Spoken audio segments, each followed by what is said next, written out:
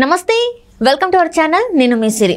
మాజీ క్రికెటర్ అంబటి రాయుడు కొన్ని వ్యాఖ్యలైతే చేశారు. గతంలో తను వైసీపీలో చేరిన సందర్భంలో అక్కడి వాతావరణమే ఏమో డేంజర్ అన్నట్టుగా తను వ్యాఖ్యలు చేశారు. అందుకోసమే తను బయటికి వచ్చేసి జనసేనలో కలిశానని చెప్పేసి అయితే తను కొన్ని వ్యాఖ్యలు అయితే చేశారు. నిజంగా మరి వైసీపీలో ఎలాంటి వాతావరణం ఉండేది? సో ఈ అంశాన్ని మనకి వివరించడానికి మనతో పాటు ఉన్నారు ప్రముఖ రాజకీయ విశ్లేషకులు అంకమరావు గారు. నమస్కారం సార్. నమస్తే అమ్మా. సార్, ఇప్పుడు చూస్తుంటే అంబటి రాయుడు గారు కొన్ని వ్యాఖ్యలు చేశారు. ఏంటంటే తను ఫస్ట్లో వైసీపీలో జాయిన్ అయ్యారు, కానీ అక్కడ చాలా తక్కువ రోజులనే చెప్పుకోవాలి అక్కడ మాత్రమే ఉన్నారు. అక్కడ ఉన్నన్ని రోజులు కూడా ఆధిపత్య దూరు అంటే వాళ్ళదే అన్నట్టుగా మాట్లాడడం జరిగింది అని చెప్పేసి ఆ వాతావరణం కూడా డేంజర్గా ఉండేదని చెప్పేసి తను వ్యాఖ్యానించడం జరిగింది. అండ్ ఇప్పుడు జనసేన పార్టీ నుంచి తను ప్రచారం మొదలుపెట్టారు.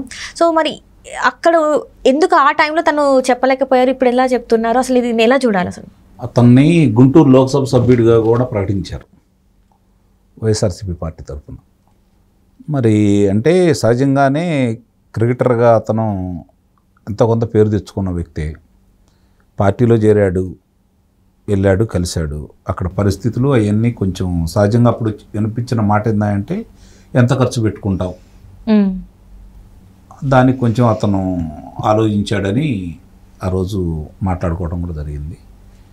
ఇవాళ రాజకీయ పార్టీలో ఆ పార్టీలో చేరిన తర్వాత లోక్సభ సభ్యుడిగా పోటీ చేసే వ్యక్తి తక్కువగా 100 కోట్ల రూపాయలు ఖర్చు పెట్టాలని, పార్టీ కొంత ఇవ్వాలని ఇవన్నీ బయట ప్రచారం జరుగుతున్నాయి. అందులో కొంత నిజాలు కూడా ఉంటున్నాయి.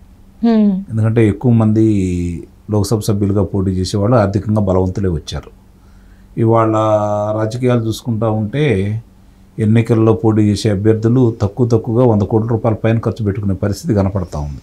లోక్సభ సభ్యుడిగా, శాసనసభ్యుడికే ఇంకెక్కువ అవుతున్నాయి. అంటే వాళ్ళు స్వతంత్రంగా అంటే వాళ్ళ నియోజకవర్గ పరిధిలో ఖర్చు పెట్టుకునేదే 50-60 కోట్ల రూపాయలు దాటే పరిస్థితి ఈరోజు కనపడతా ఉంది. అందుకనే పార్టీ కోసం పనిచేసిన వాళ్ళకంటే కూడా ఆర్థికంగా బలంగా ఉన్న వ్యక్తుల్ని ఎన్నుకుంటున్నాయి ఈ పార్టీలు కూడా. ఆ క్రమంలో అంత డబ్బులు పెట్టుకోలేక అతను బయటికి రావడం కూడా జరిగింది. మళ్ళీ వెళ్ళాడు, మళ్ళీ బయటకు కూడా వచ్చేసాడు. ఇది కొంచెం ఆలోచించాల్సిన విషయం. ఎందుకు బయటకు వచ్చారు ఏంటి అనే దాని గురించి.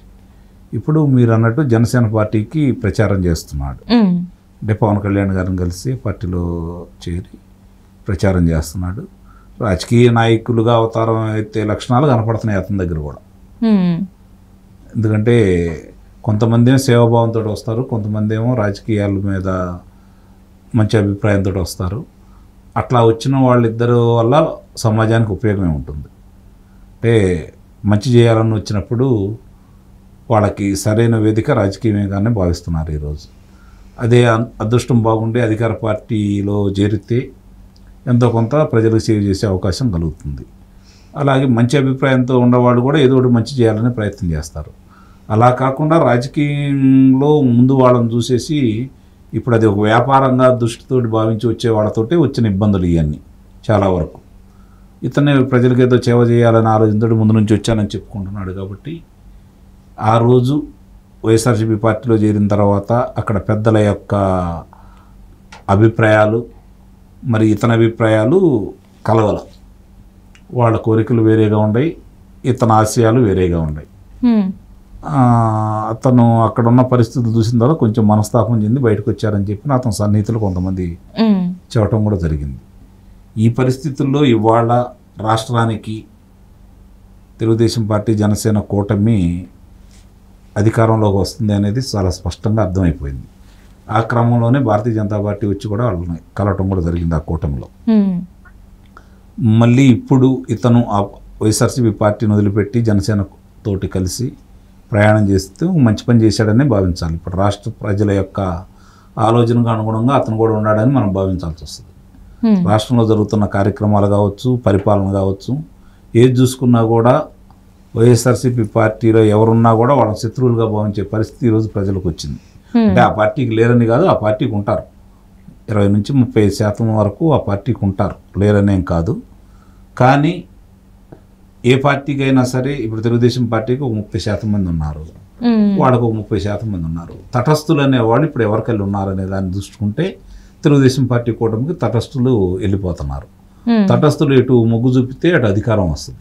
Right sir. ఎందుకంటే ఇప్పుడు కూడా చూస్తుంటే ఎన్నికలు ఇంత దగ్గర ఉన్నా కూడా ఈ రోజు కూడా ఇంకా వైసీపీ నుంచి బయటకు వచ్చి టీడీపీలో జాయిన్ అవ్వడానికి రెడీ అవుతున్నారు. మనం రీసెంట్ టైమ్స్లో కూడా చూస్తుంటే ఇంకా మరి ఇంకా దగ్గరకు వస్తున్నా కూడా ఇంకా వచ్చే అవకాశం ఉందంటారా సార్? మరి అంటే ప్రజల అభిప్రాయం ఎలా ఉందంటే, ప్రజలు కాదు ఆ వచ్చే వాళ్ళు ఎక్కువ మంది ఈ పార్టీ ఓడిపోతుందన్న ఉద్దేశంతో వైఎస్ఆర్సీపీ పార్టీలో ఉన్నవాళ్ళు తెలుగుదేశం పార్టీలోకి వచ్చి కలుస్తున్నారు. అట్లాగే జనసేనతో కూడా కలుస్తూనే ఉన్నారు.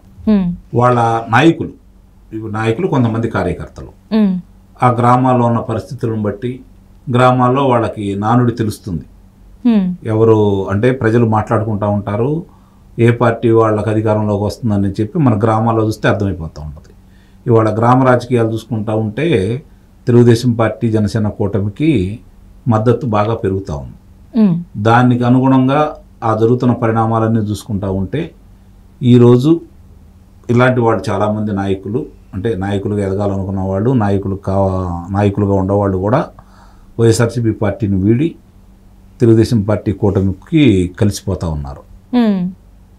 దానివల్ల జరుగుతుంది ఏంటంటే కొంచెం అటు ఇటు కాకుండా ఉండి ఎవరు మంచి వాళ్ళు అయితే వాళ్ళకి వేద్దాం, లేకపోతే ఎవరు గెలిస్తే వాళ్ళకి వేద్దాం అనుకునే వాళ్ళ సంఖ్య ఈరోజు తెలుగుదేశం పార్టీ జనసేన కూటమికి ఎక్కువగా మొగ్గు చూపుతూ ఉన్నారు. అంటే దీన్ని బట్టి ప్రజల మనస్తత్వం ఏంది, ఎలా ఉంది, ఎందుకు మొగ్గు చూపుతున్నారు, తెలుగుదేశం ఏం చేసింది, లేకపోతే వైఎస్ఆర్సీపీ పార్టీ ఏం అన్యాయం చేసిందని చెప్పి కనుక బేరీజ్ వేసుకుంటూ ఉంటే ఈ 5 సంవత్సరాల్లో రాష్ట్రంలో జరుగుతున్న పరిపాలన చూసుకున్నా కూడా, అలాగే వనరుల దోపిడీ చూసుకున్నా కూడా, రాజకీయ నాయకుల యొక్క దౌర్జన్యాలు చూసుకున్నా కూడా, మరి అదే అధినాయకత్వం విధ్వంసంతో మొదలుపెట్టింది, దాన్ని ఇంకా కొనసాగిస్తున్న విధానం చూసుకున్న తర్వాత, అలాగే రాష్ట్రంలో యువత కావచ్చు, మహిళలు కావచ్చు, రైతులు కావచ్చు, వీళ్ళ మాటలు నమ్మి ఆ రోజు వైఎస్ఆర్సీపీ పార్టీకి ఓట్లు వేస్తే అధికారంలోకి వచ్చిన తర్వాత వాళ్ళ నిర్వాహకం ఎలా ఉందని చెప్పని బేరీజు వేసుకుంటూ ఉంటే వాళ్ళు విఫలమయ్యారనేది స్పష్టంగా అర్థమైపోతూ ఉంది. రెండోది భయభ్రాంతులకు గురి చేశారు ప్రజల్ని. సామాన్యులు కూడా ఇప్పటి వరకు ఆ భయం నీళ్ళలోనే బతికారు. ఇప్పుడిప్పుడే ఆ భయం వదిలిపెట్టి వాళ్ళు బహిరంగంగా బయటికి రావడం మొదలుపెట్టారు. ఇవన్నీ చూసుకుంటా ఉంటే ఇలాంటి వాళ్ళందరికీ జ్ఞానోదయం అయింది, పరిస్థితి అర్థమైపోయింది. ఆ పార్టీలో ఎంత నియంతృత్వం ఉంది, వాళ్ళు చెప్పిందే చేయాలి తప్ప మన అభిప్రాయాలు వెలుబుచ్చే అవకాశం లేదని ఆయనే చెబుతున్నాడు. కాబట్టి ఈ రోజుకి అర్థమైపోయింది వాళ్ళకి. చూడాలి, ఇప్పుడు రాష్ట్ర ప్రజలు చాలా స్పష్టంగా ఒక నిర్ణయానికి వచ్చున్నారు, అధికార మార్పిడి జరగబోతూ ఉంది.